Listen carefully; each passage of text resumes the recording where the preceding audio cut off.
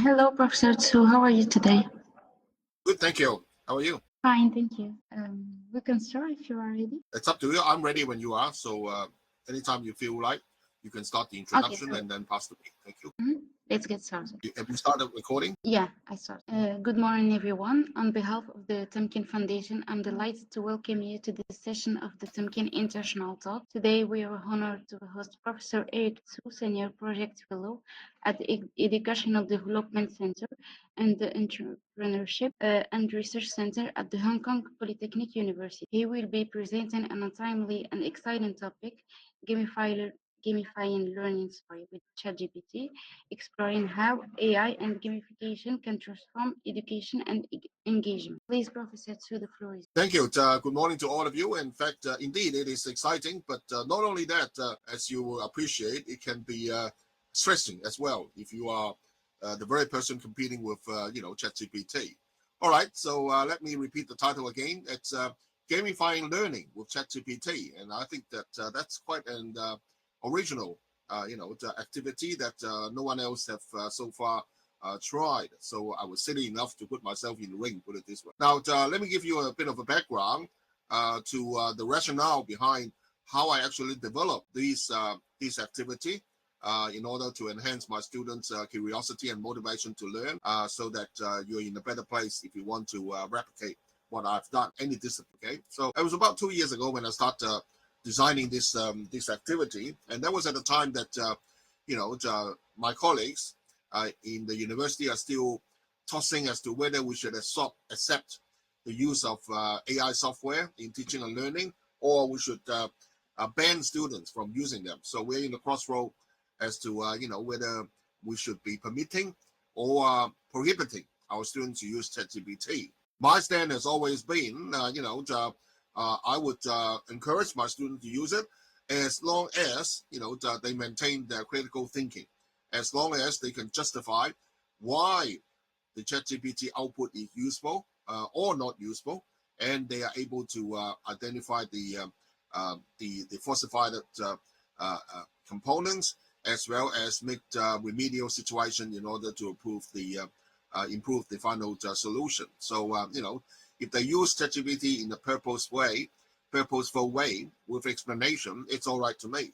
At that time, and it still is, there was a lot of seminars about AI, and I found that nearly all of these seminars are about teaching and learning, and they are about how to use ChatGPT for automation, for content generation, for assessments, for critiquing whether a particular essay is written good or not, for suggesting improvements for course syllabus. But none of the seminar discuss about how to use ChatGPT to enhance motivation and curiosity of students, right? So I start thinking along that line. Then furthermore, I also read, a very interesting article talking about that, hey, in certain disciplines, ChatGPT performs better than the human, better than the professional, in some cases, better than specialist doctors. In some disciplines, ChatGPT shows more emotional intelligence, high emotional intelligence than a human being. So, you've got to be curious when you're reading about this, So I'm very curious to know that, hey, for my areas, for example, in knowledge management, in collaboration, in learning, I would like to know whether how does my knowledge fare, compared to the general ChatGPT performance. So, am I behind or very behind? Am I on par, or am I better than ChatGPT or whatever? I'm just curious to find out. So, with all that, start to get me thinking about what can I do with ChatGPT other than automation, other than text generation, other than providing critique and assessment. At the same time, I'm very aware that, as I mentioned before, students are encouraged to use AI software, but they must maintain their critical thinking. Our worst fear is students are not thinking anymore and directly and completely rely on AI software to produce whatever they need to produce as a deliverable, right? That is, unthinkable, but unfortunately, sometimes it does happen. So this is something I very much want to avoid. So I need to, when I come to design about whatever activity I want to do, I want to balance, these thoughts as well. On the one hand, to arise curiosity and motivation, as well as broaden my students, the discipline-based knowledge. But on the other hand, they should not let go their critical thinking. So, these are the constraints, or if you like, guiding principles that shape my thinking into the design of the activities which I was going to describe to you. So I start thinking about, hey, maybe we can rely on the concept of gamification. I know a little bit about gamification. It's about game theory. It's about game mechanics. It's about defining the rules of a game. It's about, defining rewards and explaining about how people actually compete, right? So, that sounds very interesting. And in fact, more research revealed that, hey, indeed, gamification is contributory to many learning theories, as you can see here. Behaviorism, cognitivism, constructivism, self-determination theory, and more, right? So gamification academically has already been proved that when it's being designed properly, it can enhance motivation, curiosity, as well as, to enhance the discipline-based knowledge that we so, involved in designing the use of gamification in learning. So I went ahead and start, putting together how I can actually gamify my courses. And then I start to zoom into, maybe we should start a competition, because competition has a lot of value. Competition definitely enhance, the motivation and curiosity, and sometimes it create anxiety as well. I suppose a good anxiety, right? Competition also enhance collaboration, right? Competition has also proved to enhance people's discipline-based knowledge, right? So, and with generative AI, we can easily set up such a competition, and we can adapt it, we can personalize it. So why don't we start with designing a competition, to enhance my students' motivation, curiosity, and learning of discipline-based knowledge. That's exactly what I've done, and then I did further research into thinking about, or into knowing about, if I have to implement ChatGPT in some kind of competition, what are some of the guiding principles in order to design a good competition, a fair competition? In this case, I'm competing between a human being, and a machine, a computer software, right? So, the academic literature reveals that we have to align whatever we design with the learning objectives. So I have a subject that I need to teach. I have clearly laid learning objectives. I need to balance fun and learning. It cannot be merely an academic exercise. People have to learn with a lot of fun. Laughing. Relaxed. Keep it simple. Keep it student centric, right? And also, I would have to design ways to obtain feedback so that I can perform continuous improvement. So with that, it launches me into designing the details of this competition using ChatGPT. And I was silly enough, yes, that's the right word, to put myself in the ring, right? To put myself in the ring, when now I reflect, I was simple and too silly, right? So what did I do? I staged a competition between myself and ChatGPT. Would you believe it? I put myself head to head competing with ChatGPT, on specific topics and questions. And I tried that with several classes. And what I'm going to show you is the class that I actually did with Stellenbosch University in Cape Town, South Africa. So apparently the students and the teacher from Stellenbosch University, they joined online. So how does it work? Now again, a simple knowledge about designing a game. We have to design the rules of the game, and we need to be fair to all parties who are competing. So in this case, I need to be fair, to myself. I need to be fair to the machine as well, and that's to ChatGPT. So now that ChatGPT has released it for about 3 years now, I think most people would have a basic understanding about the strengths and weaknesses of ChatGPT. And the known weaknesses include, among other things, it's based on the trained data. So I need to be careful that my questions are only drawing on data that the AI software has been trained on. And at that time, that is, up until September 2021. Okay, so I should not be using anything that happened last week, for example. That would be unfair to ChatGPT. And we also know that large language models, which ChatGPT is based on, there's no brain in it. There's no reasoning. There's no causal reasoning, whatever, inside the software. So, we cannot expect it to make deductions or inferences. Okay, so any questions that require it to make deductions would be unfair to the software again. Okay, most of the software's output is text-based, so I remain with text-based, and there are other imperfections like ChatGPT may be biased because of the data, and it may have ethical issues or sometimes hallucinations. Fictitious information being generated as well. So I take all this into consideration when designing the questions. So how does it actually work? Well, I decided that I have, because of the constraint that I just showed you in the previous page, I would have to stay with open-ended questions. So it's not a direct recall. I'm not using ChatGPT as a search engine, right? So I have open-ended questions, and these questions, basically you can have any decent answer as long as you can explain and justify it, and even better with informed data.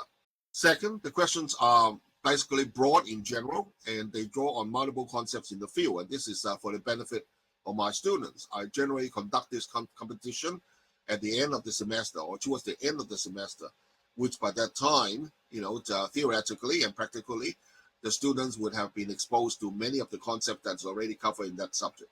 So therefore, there are good reasons to design the competition and conduct it towards the end of the semester, so that many of the concepts can be interconnected and constitute a holistic solution to whatever questions that we're going to pose to the software, right? And all questions are qualitative and no calculations are needed. I deliberately avoid asking questions that draw on data outside ChatGPT's training data set for the reason that I mentioned earlier.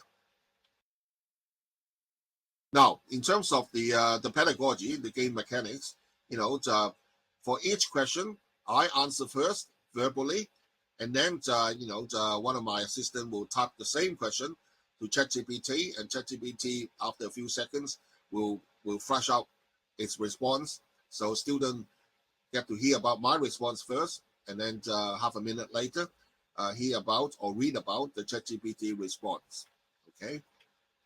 Now, from the student side, after each question, they are asked to complete a survey, a quiz. Okay, and that quiz is the professor's answer better, or ChatGPT's answers better, or the combined answer is better, or these two answers cannot be compared, right? So bear in mind, for each question, one by one, not knowing to me, the students actually complete a input after each question, and I only get to know about the final output, the composite output of the students' response after all the questions are exhausted. So that's can be quite stressful, and it has been quite stressful to me. Wow, I don't know how I'm faring, right? So it's good stress, good anxiety, put it this way. As I said, the competition is deliberately scheduled towards the end of the semester because for the benefit of the students, by that time, they would have learned many of the concepts covered in that subject, as mentioned in the syllabus. All right, so now we come to how the questions are being designed, right? Okay, so there are a number of ways that we can design the questions. If you want to repeat what I've done, you don't have to follow exactly what I've done, right? But these are at least 4 ways that I have outlined on how the questions can be designed, okay? The first one is the teacher creates the questions before the competition, right? So the good thing about it is it's fully controlled by the teacher, right? And it's aligned with the learning outcomes, right? The teacher know about the questions, so that may be unfair to the software, right? Second, students come up with the questions before or during the competition. That's also a viable way. In fact, it's quite encouraging as well. And the only problem with that is students may not be confident enough and may not be competent enough to come up with questions that are truly aligned with the learning outcomes. Okay, so the teacher may need to offer a bit of help. Then again, you can say that that's not completely neutral then, because the teacher know about the questions. All right, but that's the way it is. It cannot be absolutely fair. Put it this way. All right. So number three, the third way is questions generated by ChatGPT before the competition. Wow, that's really exciting. That's getting ChatGPT to generate maybe a bunch of 20 questions before the competition. Now, that's good that it's highly random, based on the topics that you want it to generate questions, right? And the teacher can run his eyes over it, right? But then, the teacher would have to decide whether all of these questions can be used or he or she need to adapt them. Because remember, ChatGPT is not always right. It can have hallucinations. So in some cases, it may generate ridiculous questions, which obviously, need to be pruned. Okay. And then the fourth one is questions generated by ChatGPT at competition time. Wow, that's the most stressful one to the teacher, right? Because firstly, the teacher doesn't know what the next question is. And secondly, the teacher also have to apply his or her judgment immediately to decide whether the question can be used or not.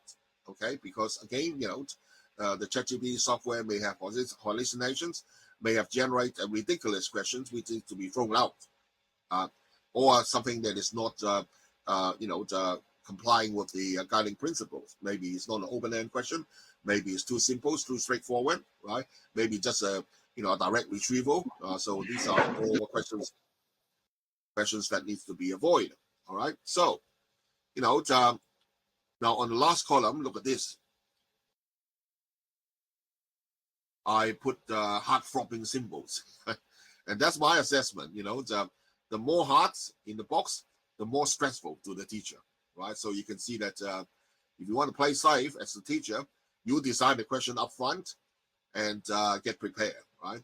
If you really want to be stressed out and make it very, very, competitive, then you let ChatGPT generate the questions at competition time, okay? Which then you don't know whatever the next question would be.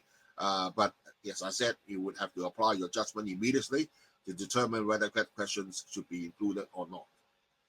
Now, for my experience, I end up designing the question myself, right? For a very good reason. I can justify why, because in the area of knowledge management, I believe there's a big gap between theory and practice, right?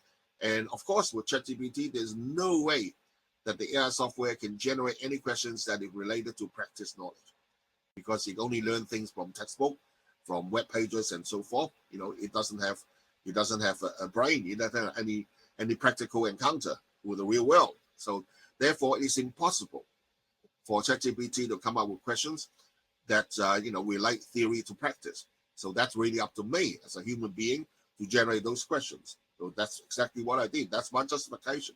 So I designed the questions myself, and I designed more than enough. Questions. And I'll come back to you and show you the questions later on. So the flow of the session goes like this. The first part, we typically have a 3-hour session, right? 2.5 hours at least, excluding the breaks. So within that 2.5 hours, I can split into 2 sessions, right? The first session is, as we have discussed, to go through the list of questions one by one. The teacher responds, followed by the ChatGPT response. And then at the end of the series of questions, we reveal to the student and the teacher, what's the student write outcome. comparing all the answers to each of those questions. The second part of the session, I spend that on discussions and reflections by the students. Okay, so I'll give you details about what we further discuss. So together, I believe, I fulfill that outcome of using AI software to enhance the motivation and curiosity of my students, as well as broaden their discipline-based knowledge, in this case, knowledge management for the subject that I've tried, right? And at the same time, I get to stimulate the students' thinking and discussion about the ethical issues, about the confidentiality, about the privacy issues, about the hallucinations and other related issues associated with the use of ChatGPT, and that's part 2, right? So there's a good reason to conduct both parts in the session of 2.5 hours. All right, so these are some part of the questions that I have pre-generated, for my students to review, right? And what I've done, as I told you, I designed the questions, so you can, strictly speaking, you can say that that's not entirely fair to ChatGPT, that I confess that, right? So I designed all these questions, and I farm it out to my students and ask them to pick, at competition time, which ones they would really want me to go through with ChatGPT, all right? And so this is a response from the students in real time about what have they rated among the 30 questions or so. And you can see that, for example, rank number 10, let me see if I can zoom in. It's about, are there standards for knowledge management? Should we adopt them, right? Number 8, or so 8 ratings, knowledge audit and knowledge strategy. Which one comes first? And then 8, what are the best KM methods and tools to use? All right, and so forth. Again, entirely my own experience. I find that in a 2.5-hour session, if we dedicate the first half to Q&A between the teacher and the ChatGPT, I can go through about 6 to 7 questions, right? Remember, I need to give time to ChatGPT to type the question in and then, respond, and give time to the students to write. So, we can do 6 to 7 of those in the first half of the session of 2.5 hours. And then second half, we switch into discussions and so forth. All right. So we can do 6 to 7 of these questions. So naturally, I picked the highest rated 6 to 7 questions. So at competition time, it's really stressful. This is how it goes. And guess what? I actually capture, one of the sessions that I did with Stellenbosch University students in South Africa. So I'm going to take you a flashback based on the recording to that very moment that I conduct this competition with the students in South Africa. So you're going to hear part of the dialogue, all right? And when we launch into there, I'm calling on my counterpart, Dr. Christian Marsdorf. He's my counterpart. He's the teacher at the South African University. And he's going to read out the question. I'm going to answer it. And then my PhD student, Ioana, she's going to type the question into ChatGPT and read out the response to this student. Okay? And remember, this is part 1. So for each question, I answer first, followed by the ChatGPT response. And not knowing to me, we also give time to the students to complete their preference on whose answer is better or the combined answer is better. All right. So we go through that for 6 or 7 questions. So here's a snapshot of that recording. All right, Christine, ask the question. Oh, yes. So what are the best AM tools? Just move. Yeah, what are the best KM tools to use? Yeah. Right. Well, I think this question is a bit misleading because the word best is subjective, right? So if you ask me what KM tools to deploy for each KM journey, it depends on the journey, it depends on the stage of the journey, it depends on the strategy, the focus, and the expected outcome. So to me, there is no such thing as the best, right? Because it all depends on the need of the organization and the current situation and the context. All right. So that said, the commonly use the KM tools. I can differentiate them into two categories. The more technological oriented group would definitely, as you know, would be search engines, document management systems, collaboration systems, enterprise portals, instant messaging systems, Web 2.0 systems, and more. And then the more pro and the non-technical types of KM systems or tools would be, Knowledge Cafe, World Cafe, peer support, peer assist, and communities of interest, communities of practice. So the list goes on. Right. So these are the commonly applied KM tools and technologies. But once again, my response is basically. This is because there's no such thing as the best tool. The best would have to be dependent on the state of the journey, the needs of the requirement, and the purpose, as well as the outcome and the context. All right, so that was my response.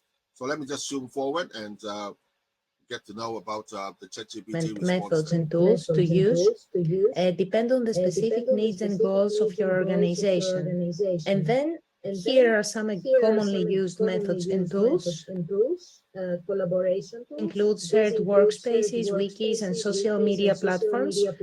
Content management systems, CMS. These are used to organize and manage content, such as documents and multimedia files. Communities of practice, COPs. These are groups of people who share a common interest or expertise and work together to develop and share knowledge. Lessons learned database. This is a tool used to capture and share individual experiences and knowledge.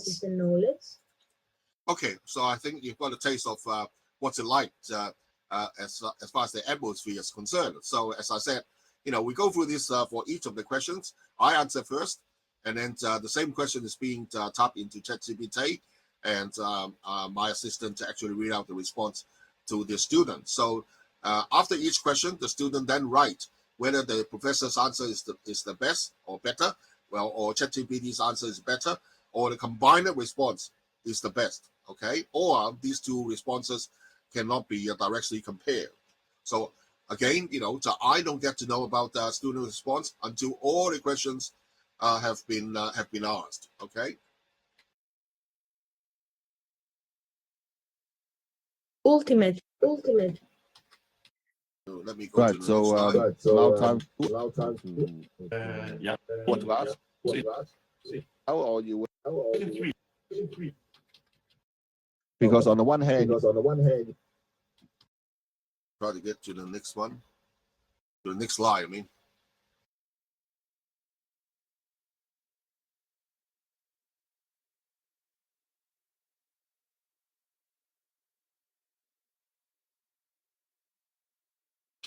maybe I should start my PowerPoint again. Okay.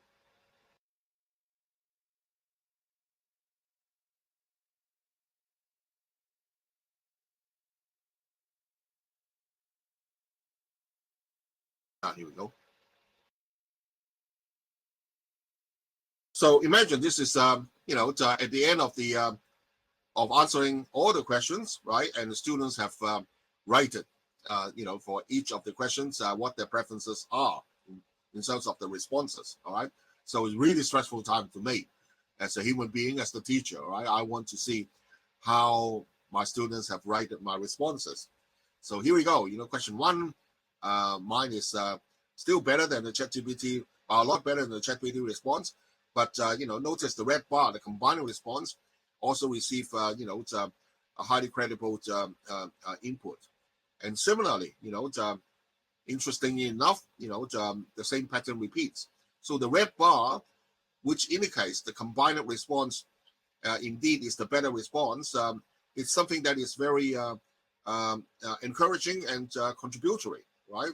So it makes me go back and think, what have I missed out? Maybe my answer is not comprehensive enough. Definitely not. I can't compete with a large language model that has read billions of articles, right? So the students are probably right, the careful articulation of the response from the human being, in this case myself as the teacher, with the machine generated response appears to be the best of the two worlds, right? So I get very excited about that. And the same pattern repeats across all the questions, right? So and further on, I also ask students to comment about the strengths and weaknesses of ChatGPT and so forth, so that in preparation for discussion in the second part of the session. Okay, so what do we do in the second part of the 2.5-hour sessions? We discuss about the reasons why the combined response is better in most cases, right? And appropriateness and completeness of the response. And we discuss whether it is better to decompose the question into smaller parts, so that it comes with higher clarity and perhaps fairer to both me and ChatGPT. We discuss about how to frame a question so that they get the most out of the software, right? We discuss about any potential violation of privacy, confidentiality, or ethical use of data, right? And we try to discuss about the potential data bias, as a result of the training data being used to train the current version of ChatGPT, and obviously any hallucinations, and definitely because of the way that questions are being framed, we also discuss about the gap between theory and practice in knowledge management.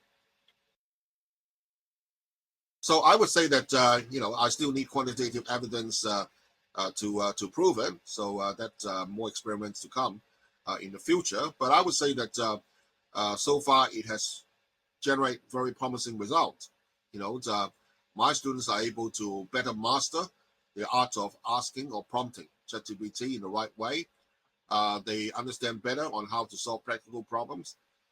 They know they need to carry out background research in order to verify and validate the ChatGPT response. They are encouraged and they practice more about critical thinking, their own critical thinking, right? And some also practice double loop learning, challenging what the software response is, challenging what the human, the professor's response, my response, they get to know that, hey, sometimes the professor's is wrong, or sometimes the professor's answer is outdated, right?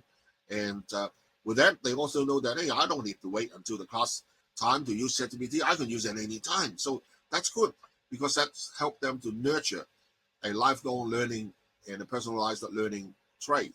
Okay, so that's all wonderful news to be excited about. Now, I thought you'll be interested in knowing about how my counterpart feedback is. So here's the feedback from Dr. Christian Master. The lecture showed ChatGPT in action in the context of the student's study area of knowledge management. Since the questions came from students contributed themselves, they had an immediate interest in the answers.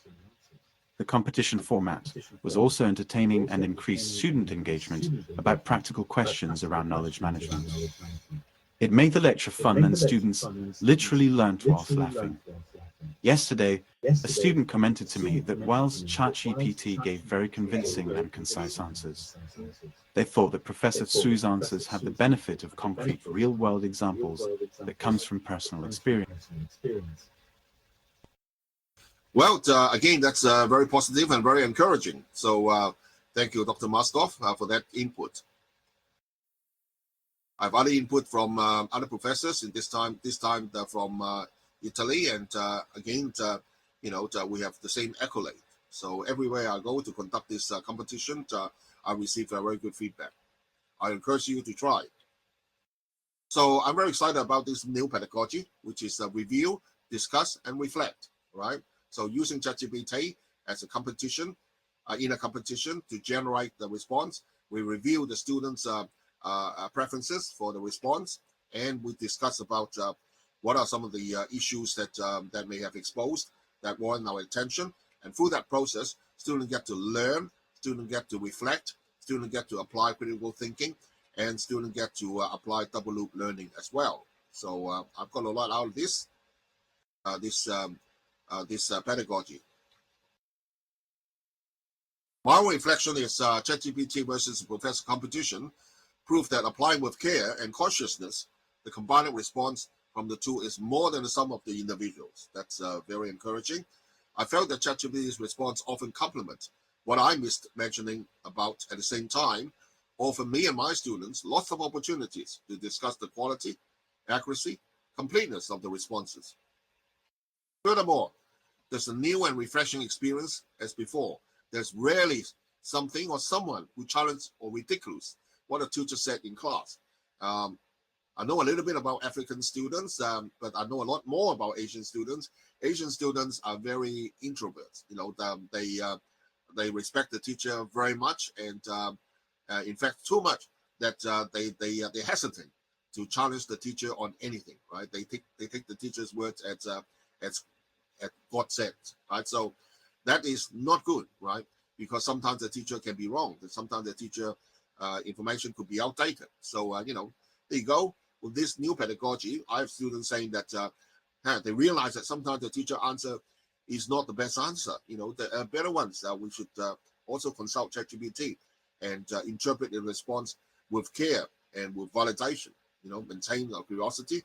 I can learn from ChatGPT, and ChatGPT's response is almost instant, and I can interact with it anytime. Indeed, you don't have to wait until the teacher asks you to use it. You don't have to wait until class time. You don't have to wait until a competition in order to use it. So, I should think critically on everything I learn from the teacher and the ChatGPT.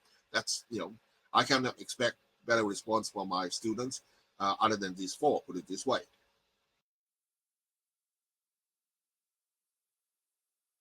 Okay, so, in summary, I have concluded with these benefits in gamifying my course with ChatGPT through a competition. Increase the engagement and confidence by my students, enhance motivation, enhance their ability to articulate the knowledge, articulate the knowledge covered in different weeks of the semester, as well as articulate the knowledge between what the teacher said and what the ChatGPT responses provide. It provides an opportunity for students to enhance the skills, most notably critical thinking, but also communications and presentations as well. It's a new pedagogy. In fact, I can design another different set of pedagogies to conduct this competition, and I will. Okay, and very importantly, we reveal to the students subconsciously that the teacher's answers may not always be the right answer. It sometimes can be wrong or incomplete or obsolete. So as time goes by, still there's not a lot of seminars about the use of ChatGPT as a competition. My colleagues here at PolyU find that it's too competitive and too stressful. So I don't have any other colleagues following me to do this right now. But I encourage you to try. By all means, because the reward is enormous, put it this way. So I'm not the only person using ChatGPT for competition. I also read about Johns Hopkins University has similarly applied competition and gamification in learning. You can read more about it in this article. And in fact, you can use ChatGPT for other purposes other than gamification, like storytelling interactively, role-playing in scenarios, personalize the challenges to the individual, conducting hackathon, and also gamifying the learning process in the way that I have done. Plus, gathering analytics from each of the learners to see how they react, so that you can further personalize their learning path with competition or not, put it this way. I also have an article in the higher education campus. So if you scan this QR code, I will give the PowerPoint to Temcan Foundation afterwards, right? So if you scan this QR code, you'll be able to directly access my article in the higher education campus online. It talks about precisely what I have summarized in the last half an hour or so. So maybe I can go a little bit more holistic before I finish the seminar. And that is, in my teaching, I use, the AI tools in a variety of ways. I use AI tools to help me generate course content. Sometimes I start from, blank. Sometimes I already have a syllabus and ask ChatGPT to comment on it, discuss about the assessment and provide further improvement, or, to provide where I can further enhance and enrich the learning outcome for my students. Right? I use ChatGPT and other AI software to generate quizzes, and I go through these quizzes with my student, okay, in class. And I also use ChatGPT and other AI software to generate open-end questions. And again, I go through with the students with these questions in class. And it's not just going through the questions, but by going through these questions, whether they are multiple choice quizzes or open-ended question, it helps us to bring in other concepts that we have also discussed it in class, or sometimes we have not discussed in class, and to foster a more enriching discussion. That's what I realize. So it's not just we win question 1, question 2, and question 3, and so forth. That you can do it more holistically, because depending on what it generates, more likely than not, the AI generated questions tend to weave together more concepts than you have originally anticipated in a relevant way, put it this way. And I also, ask ChatGPT to suggest real-world projects, ways to assess my students, and also I ask my students to declare the use of AI tools, in their compilation of deliverables, project reports, essays, and more. I also flip my students' presentations. So in other words, I don't just ask my students to present at the end of the semester about what their project is. I ask them to pre-record a video about their presentation. I replay that video beforehand, and then I come up with more in-depth questions. And when it comes to Q&A time, the student doesn't need to present the project anymore. It goes directly in the Q&A. So that allows me to have a lot more time and to ask more in-depth questions. And there are two good things about it. Firstly, I can have a more in-depth discussion with the students. And secondly, I'm in a much better position to ascertain whether the students are really putting up their own effort, or they are directly copying something from ChatGPT's output to submit that as the deliverable. And of course, I also gamify my classes occasionally with this competition that I have outlined to you in this seminar. Finally, before we finish, our group at the Polytechnic University, the Educational Development Center, we'll be monitoring the use of AI for assessments, right? And we come up with 7 major categories of how teachers, to redesign the assessments in the AI era. Okay, so everything that we have scanned so far tends to conform to these 7 categories. So the first category is we ask students not just to produce an essay. We can ask students to produce multimodal explanation and application. So asking students to develop a scenario, to create a video that describes about how a principle can be applied. That it's something that is more challenging than just writing the essay, which can be easily generated for the lazy students by ChatGPT. Second, we ask students to refer and submit their subject learning reflections, right? Reflection is very personal. You can't cheat about it. ChatGPT cannot write it for you because it's not a human, right? So, therefore, there's much to gain in asking the student to write a reflection. And you can also tell from the reflection submitted by the student how deep his or her thinking is, right? So that's a very effective way in redesigning assessment in the AI era. Number 3, instead of asking students to submit a deliverable at the end of the project period or whatever, or semester, we actually split it up into a number of stages. For example, if you're asking students to do a project, which is common in most subjects, right? You may first ask them to submit a proposal outlining how to do it. You give them feedback, you give them marks on it. And in the next few weeks during the semester, you continue to interact with the students, guide them to achieve the objective, and you also give marks on it. And so the final deliverables is only part of the marks for that project. So that's give you more opportunities to interact and give feedback to the students and guidance to the students, rather than waiting all the marks to be stacked, stacked at the final deliverable. Number 4, we emphasize the learning process as well as the learning product, and similar to number 3, and that is, we interact with the student more. We assess, we appraise the student performance during the process of learning, rather than just assess the final piece. Number 5, we require the students to declare the use of AI, and I do that very often when students submit their project deliverable.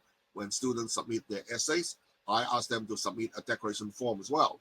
And in that form, students are need to declare how they have used AI software, what software they've used, how they've used it. For example, they've used it for generation of ideas. They have used it for data compilation and analysis. They have used it for improvement of English or content generation or any other purposes. So they have to declare that. And in the event they directly copy the software's output into the final output, that is okay, as long as they declare it and as long as they can justify why the machine generated output is suitable to be included. Okay. So my use of the gamifying learning process is in fact number 6, which is critiquing generative AI's output in assessment, right? So the competition, the student response, the discussion is all about getting students to focus on the ChatGPT response. Also compare with the teacher's response and discuss about the quality of the response, the validity of the response, and the potential hallucinations and shortfalls of the response. So critiquing generative AI's output, that's my approach belongs to number 6 there. And finally, number 7 is there are also teachers that now allocate perhaps the first week or a workshop to introduce AI software, and then gear the student up to start using the software. And this teacher would then assess the students' performance and deliverables in the perspective of ascertaining whether they have actually used AI software in an appropriate and effective way to enhance the quality of the deliverable. So that's number 7. So once again, these 7 approaches, I believe, comprehensively cover how the teachers in tertiary institutions have redesigned assessments in the AI era. Okay, so I think I've spoken enough, and I'd like to pass it back to the MC, and perhaps we have time to take some questions, right? Thank you, Professor Tsui, for that insightful presentation. We will now open the floor for the questions. We already have some ones here. Okay, so let me go to the chat. Okay, here's the chat. How do you see ChatGPT evolving as a tool for gamified learning in the next 5 years? Okay, how do you measure the effectiveness of gamification combined with AI tools like ChatGPT on student engagement and learning outcomes? Well, that's a really good question. I haven't done it quantitatively, other than collating the response from the students about the preference on the teacher's response and the ChatGPT response. I think I still do need to do work on determining whether the use of ChatGPT in the competition actually enhance the student learning outcomes. I need more time to do that part, and I doubt if I can do it in one semester. Maybe I have to carry out a longitudinal study over several semesters, and it will be more effective if I can get other teachers to do the same. In other words, using competition and gamification to teach the same subject, to teach different subjects for the same group of students. So in order to garner more multifaceted input about the students. We have the next question. Thank you. How do you see the role of teachers evolving? Is that right? How do you see the role of teachers evolving with the integration of AI-powered gamified learning? Oh, teachers are no longer teaching entirely, put it this way. We have to do less teaching. We have to encourage and inspire and motivate our students to learn. we have to switch to becoming more a facilitator rather than a teacher. Teach is a very outdated concept. And I like to cite one of the researchers in the University of London, I can't forget this quote. In today digital era, teachers are learning designers. So we design the learning environment, the learning path for our students to learn and excel. Put it this way.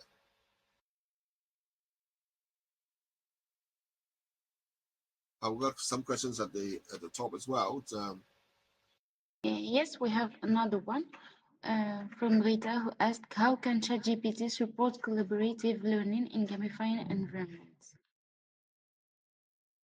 Well, in fact, much of what I said so far is just between me and ChatGPT, and you can set it up to chat and by using appropriate prompts and ask ChatGPT to create a gaming environment involving multiple parties. For example, one is one response by the teacher, another response by a tutor, another response by a competent student, and yet another response by a student who is struggling to learn.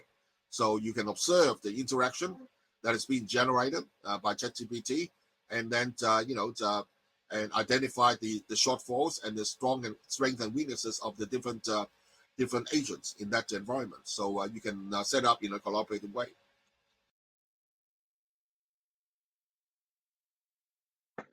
One last question. How do you measure the effectiveness of gamification combined with AI tools like ChatGPT in student engagement and learning outcomes?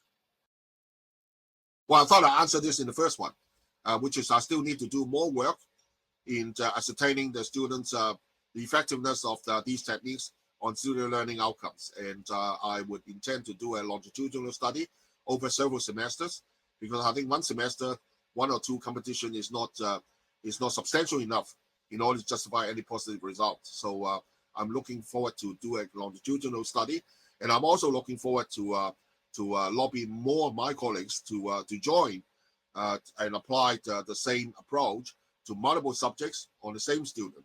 So that way we can leverage on more substantial data from the same students for a better informed analysis and outcome. Okay, thank you, Professor Tsui. I think we have done with the question. We responded to all of them. Thank you for your presentation, and thank you to all for joining us today. Okay, so Thank you. until next time. Thank Thank you very you. much. Have a nice day.